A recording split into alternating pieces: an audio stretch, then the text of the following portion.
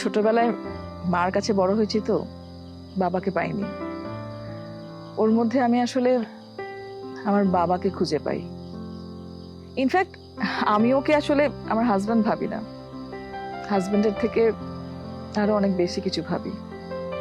ও আমার বন্ধুর মতো বলতে পারো। আমার বাবা মা আত্মীয় স্বজন সব সব ও। হ্যাঁ, আমাদের একটা অপূর্ণতা আছে হয়তো, কিন্তু দিন শেষে আমরা দুজন খুব হ্যাপি। সেটাই আসল কথা। দেখো তো কি পাগলের মতো বকবক করছি।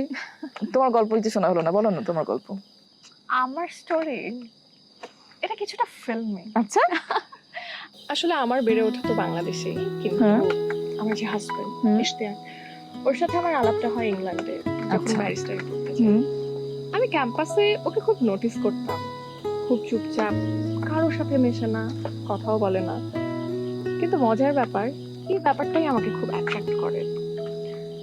আর তারপর যেটা হয়, পরিচয়, প্রেম, বিয়ে। আমার বাসায় তো প্রথমে একদমই রাজি হচ্ছিল না। এরপর আমি বলি, আমি যদি বিয়ে করি আমি ওকেই বিয়ে করব। তারপরে বাবা মা রাজি হলেন। তবে আপু, ওর পাস্ট লাইফের কিছু ট্রমা আছে।